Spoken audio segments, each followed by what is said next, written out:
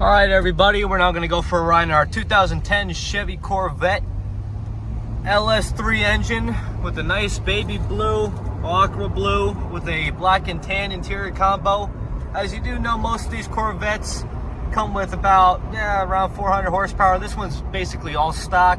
It has the push button door knobs. It's got the power windows, power steering, very low mileage. It only has 40,000 miles on it. You see it still has the plain old radio, push button start, has wonderful brakes that we'll try to demonstrate for you now because of traffic. Didn't even turn in any direction. You see our temperature works. We have no codes on the car.